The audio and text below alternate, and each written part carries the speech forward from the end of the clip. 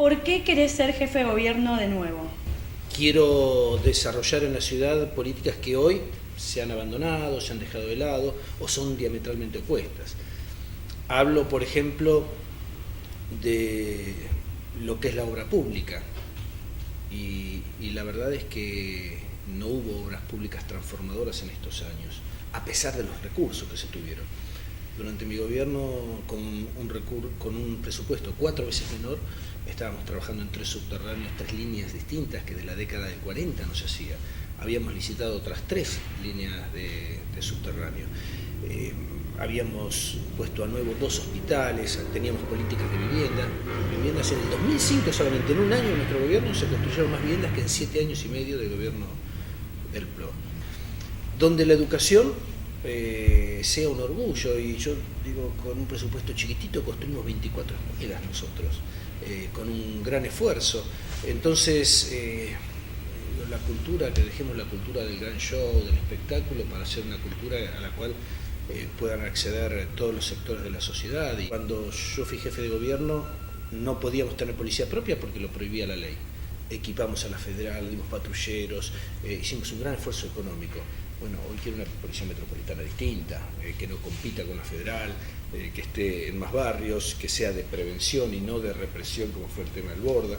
Bueno, por todas estas cosas, muchas más, es que quiero volver a ser jefe de gobierno y por eso me presento en las PASO. Volviendo al tema de la gestión, uno de los argumentos del PRO es que fue el gobierno que más hizo a nivel de gestión en transporte, en vivienda y en obras públicas. ¿Cuál es tu respuesta a esto? Podemos tomar las 3 cosas. Transporte, lo que hizo es el Metrobús, que no es más ni menos que un carril exclusivo para colectivos, porque no es que pusieron tranvía, nuevas unidades, no. Los mismos colectivos van por... Antes había carriles exclusivos pegados a la vereda, ahora están en el medio con estaciones. Eso como obra transformadora no es que facilite el tránsito, que sea bueno para el transporte del colectivo, está bien. Ahora, ¿cuánto hicieron subte?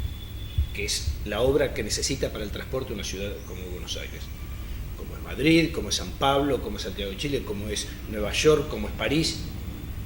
¿Por qué crees que, más allá de todas estas críticas, siguen liderando las encuestas y bueno, los han votado tantos años? Si yo no lo quiero al kirchnerismo, voy a votar a Macri porque es el mejor castigo al kirchnerismo, aun cuando no me guste su gestión. Y Macri creció cada vez que peleó con el gobierno nacional. Macri decía, el gobierno nacional no me deja hacer subtes, y la gente le creía. Pobre Mauricio, no lo dejan hacer subtes. Ahora, después se endeudó él, dijo, yo me endeudo para hacer subtes. Cuando recibió la plata no tenía un solo proyecto subterráneo. Tuvo que cambiar el destino de esos fondos. Pero sin embargo la gente decía, Macri también es cierto que tiene una protección mediática fenomenal. Fenomenal. El mismo medio que pone, le otorgaron licitaciones a familiares, un intendente en Salta, silencia que la cuñada Rodríguez Larreta se llevó una licitación donde se presentó ella sola porque sacaron a todo el resto de 4 millones de pesos para una actividad que organizaba en nombre de la ciudad. O sea, yo organizo en nombre de la ciudad y gano la licitación y me dan 4 millones de pesos y soy la cuñada del jefe de gabinete. Y eso no salió un renglón en ningún lado. Justo en estas semanas el PRO lanzó una fuerte campaña de una ley, una propuesta para alquileres para jóvenes. ¿Cuál es tu respuesta hacia eso? Todo marketing. ¿Qué es lo que dicen? Le damos un crédito para que usted pague el alquiler. ¿Para que pague qué? Los 2 meses y pico de comisión que me piden, todas las exigencias de las inmobiliarias. O sea, los abusos los dejamos ahí, no los tocamos. Y encima le doy plata para que usted financie esos abusos. La verdad que no está bueno eso. ¿Y en qué consiste el proyecto de ley de alquileres que...? Limitar las comisiones inmobiliarias a una y repartida entre propietario e inquilino, buscar un fondo, poner un fondo para facilitar el acceso a la primera vivienda de las personas, promover alza de impuestos para los que tienen viviendas ociosas. Entonces, de esa manera, si usted quiere tener una vivienda socia especulativa, bien, es su decisión, yo le cobro más.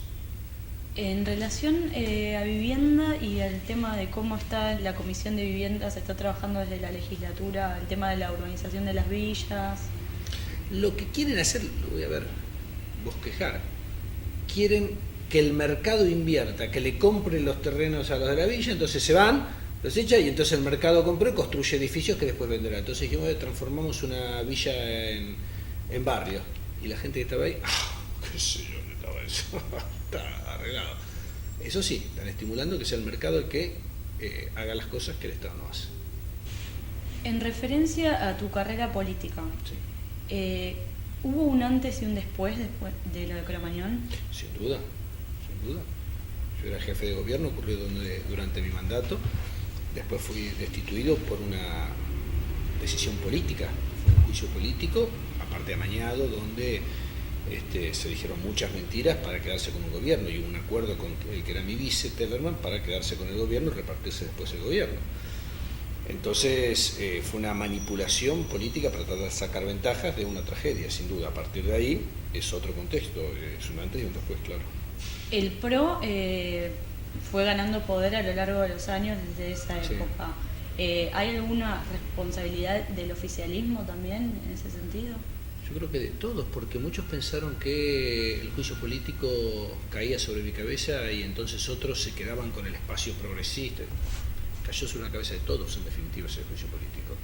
Entonces se instaló el PRO y hasta hoy tenemos PRO. Creo que es un replanteo que muchos tenemos que hacer y que se tienen que hacer, donde pensaban que el que perdiera Ibarra. Y después nosotros, bueno, ya está afuera, nos quedamos con todo esto. No, fue una atomización fenomenal y el PRO sirvió como vencedor. Y los que traicionaron directamente como Tellerman negociando para después quedarse, no llegaron las siguientes elecciones, no llegaron ni a una segunda vuelta. O sea, ni siquiera les sirvió como proyecto personal. Creo que es un replanteo que debiéramos hacernos entre todos de lo que significó eso. Por último, ¿por qué te tienen que elegir los porteños? Mi mejor herramienta es mi gestión. La verdad es que yo no soy como el candidato que puede decir esto y lo otro, total no gestioné nunca, ¿no? Yo fui gobierno. Entonces yo hablo contra el endeudamiento que hicieron, yo no endeudé en un solo dólar a la ciudad. Hablo de los subtes que habría que hacer, yo hice subtes. Viviendas, construí viviendas. Escuelas, construí escuelas. Hay que gobernar con superávit, no con déficit. Yo goberné sin déficit. Estos aumentos de impuestos, y cuando podía hacerlo después de la crisis 2001-2002 me pareció que era meterle la mano al bolsillo a la gente que había padecido esa crisis. Bueno, por todo eso y por todo lo mucho y mejor que se pueden hacer las cosas, con más presupuesto, con toda esa experiencia y con las ganas de siempre. Así que después decide la gente con su voto qué es lo que corresponde. Gracias.